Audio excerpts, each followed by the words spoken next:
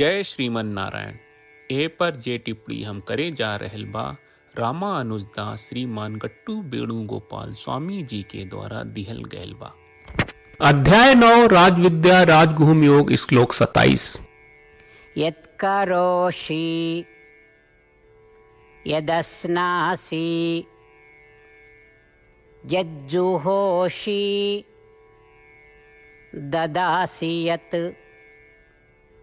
यत्तपस्यसि कौन्तेय तत्कुरुष्व मदर्पणम्। ओम। गीताचार श्री कृष्ण परमात्मा अर्जुन समेत हमनी सबके राजविद्या राजगुहम योग सिकार रहलबानी। परमात्मा कहत बाड़न की अर्जुन जौन भी संसारिक कार्य और नौकरी कर रहल बानी, आपन जीवन जिए खातिर जौन भी खा रहल बानी, जौन भी यज्ञ आ वैदिक बलिदान कर रहल बानी, जौन भी दान कर रहल बानी, जौन तपस्या कर रहल बानी, ऊ सब हमरा के अर्पित करी जा। सर्व श्री कृष्ण अर्पणम अस्तु कहे के प्रेम से हमरा के सब कुछ अर्पित करत रही। वही तरह श्री कृष्ण परमात्मा हमनी सब के आपन भक्त बने के कहल रहे बाड़े। श्री कृष्ण परमात्मा हमनी सब से कह रहल मानी कि हमनी के आपन सब संसारिक काम और वैदिक गतिविधियन के उनका समर्पित करी जा। श्री कृष्ण परमात्मा हमनी सब से कह रहल मानी कि हमनी के दैनिक गतिविधियन के उनका समर्पित करी जा। श्री कृष्ण परमात्मा हमनी सभे से कह रहल बाड़े कि हमनी के जौन भी गतिविधि विशेष अवसर पर्व आ कौनो मकसद से करीनी जा, उ सब उनका के समर्पित करी जा ताकि हमनी के इच्छा पूरा होखे। श्री कृष्ण परमात्मा खुद शाब्दिक रूप से सुझाव दे रहल बाड़े कि व्यक्ति जौन भी करेला ओकरा के प्रेम से चढ़ावल जाए। सर्व श्री कृष्ण अर्पणम अस्तु। आई श्री कृष्ण परमात्मा के सुझाव के याद करी हमनी के समझल जाए कि श्री कृष्ण परमात्मा खुद कह रहल बाड़े कि हमनी के जौन भी काम उनका के प्रेम से चढ़ावे के चाहिए। यही से बिना आपन बुद्धि के प्रयोग कहले और बिना श्री कृष्ण परमात्मा के सुझाव में हेर फेर कहले हमनी के सब कुछ श्री कृष्ण परमात्मा और श्रीमन नारायण के प्रेम से समर्पित करी जा। श्री कृष्ण परमात्मा और श्रीमन नारायण के समर्पण करत घरी हमनी के श्री कृष्ण परमात्मा के वचन के श्लोक के रूप में जैसन वा वैसने दोहरावे के कोशिश करी जा। यत्करोषि यदस्नासि यज्जुहोषि ददासि यत् यत्तपस्यसि कौन्तेय तत्कुरुष्व मदर्पणम्। श्रीमन्नारायण करिष्ये वचनं तव। श्रीमद् भगवत गीता का पूरा सार श्री कृष्ण परमात्मा ने अध्याय 18वें के श्लोक 65 से 70 में 8 काम करे खातिर देले बाड़े। श्री कृष्ण कहले हम ओ लोगन से प्रेम करनी जो लोग इन 8 बातन के मान तारे। हम ओ भक्तन के हर तरह से रक्षा करब। श्री कृष्ण परमात्मा के द्वारा बोलल गईल संपूर्ण भगवत गीता सुनला के बाद अर्जुन कहले करिष्ये वचनम त्वा, जेके मतलब बा कृष्ण मैं उही करब जौन आप कही। यही कारण बा श्री कृष्ण अर्जुन के हर तरह के सफलता आ विजय प्रदान करेले। आई परमात्मा के आपन व्रत देई कि हमनी के ये 8 गौ कर्म के पालन करी जा। ई वचन परमात्मा के देवे से बड़न कौनो पूजा तपस्या यज्ञ नहीं। हम 8 प्रण कहब जौन हमनी के करे के चाहिए। आप सब कृपया इन्हन के आपन दिमाग और दिल में सोची। श्री कृष्ण के आपन वचन देवे के ई तरीका में हमनी सबकी कल्पना करे के चाहिए कि श्री कृष्ण का चेहरा खुशी से चमकत बा और खुशी के एहसास करत बा। जय श्रीमन नारायण। यहाँ हमनी के 8 वादा बा। हमनी के पहला वादा, हे श्रीमन नारायण आपका निर्देश के मुताबिक हम हमेशा तोहार ध्यान करब और तोहार बारे में सोचब। हमनी के दूसर वादा, हे श्रीमन नारायण आपका सलाह का अनुसार हम हमेशा आपका भक्त रहब। हमनी के तीसर वादा, हे श्रीमन नारायण हम आपन सब काम तोहरा सेवा के रूप में और तोहरा संतुष्टि खातिर करब।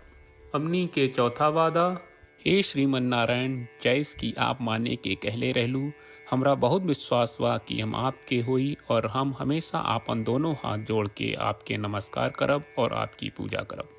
हमनी के 5वां वादा, हे श्रीमन नारायण, हमरा के तोरा बात माम एकम शरणम ब्रज 1866 याद कहले, जहाँ आप हमरा के आपन का अर्पित करे का कहा। श्रीमन नारायण, मैं हमेशा तोरे शरण में रहा। हमनी के छठवां वादा। हे श्रीमन नारायण, हमरा के तोहरा बात माँ सुचहा 1866 याद कहले कि आप हमनी के शोक ना करे का आश्वासन दे रहे बड़े, हम अब और शोक ना करब। हमनी के सातवां वादा। हे श्रीमन नारायण, आपने हमरा खातिर श्रीमद् भगवत गीता के वितरण करके हम सबके कृपा कहले और आशीर्वाद दहले बा। हम वादा करत बानी कि रोजाना कम से कम एक श्लोक पढ़ब या सुनब। हमनी के आठवां वादा। हे श्रीमन नारायण, आप गीता के पूरा मानवता तक ले गयलू। हम गीता में आपके दिव्य वचन के उन भक्तन तक पहुँचावे के प्रयास करब जे गीता से अपरिचित बा। हे श्रीमन नारायण, हम उई करब जौन तू करे का कहब। हम ऐसन व्यवहार करब जैसन आप चाहत बानी और हम खाली आपका खातिर काम करब।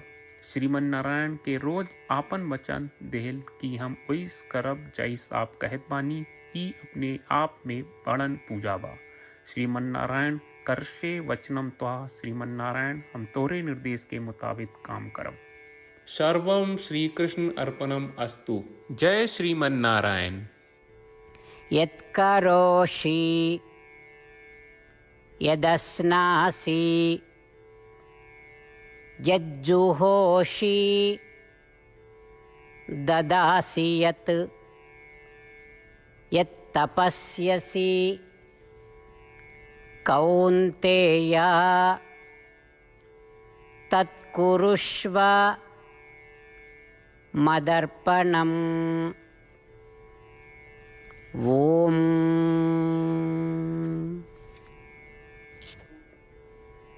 यत्करोषि यदस्नासि यज्जुहोषि ददासि यत् यत्तपस्यसि कौन्तेय तत्कुरुष्व मदर्पणम्। श्रीमन्नारायण, करिष्ये वचनं तव। जय श्रीमन नारायण। सब भक्त लोगों से विशेष अनुरोध बा, जीवन में हर चीज में हमनी के तत्कालिक और प्रभावशाली परिणाम की अपेक्षा रहेला। एकरा खातिर आइए रोजाना 1 मिनट के समय निकालल जाए और नारायण आश्रम पढ़ल जाए। नारायण आश्रम प्राप्त करे खातिर नारायण आश्रम वेबसाइट पर जाई, जो www.narayanashram.org है, और पंजीकरण में आपन नाम और ईमेल दर्ज करी। आपके द्वारा प्रदान कईल गई ईमेल पर आपका एक नारायण आश्रम PDF प्राप्त हुई। PDF में एक रामायण श्लोक, एक गीता श्लोक और एक विष्णु नामम बा। ये तीनों के मिल के नारायण आश्रम कहल जाला। हर व्यक्ति के ये श्लोक के अलग अलग संयोजन मिलेला। जब हर कोई 24,000 भक्तन के साथ रोजाना आपन नारायण आश्रम पढ़त आ सुनत बा, ता हर दिन संपूर्ण रामायण का 1 दौर, श्रीमद् भगवत गीता पारायण के 33 दौर और श्री विष्णु सहस्त्रनाम स्तोत्र पारायण के 24 दौर प्रतिदिन पूरा होएला। ई एक बहुत ही उल्लेखनीय और विलक्षण परिणाम बा, जौन हर एक दिन ऐस करे से निकलेला। ई कारण बा कि आप और आपके परिवार के सदस्य तुरते जाके आपन नारायण आश्रम प्राप्त करी। जय श्रीमन नारायण।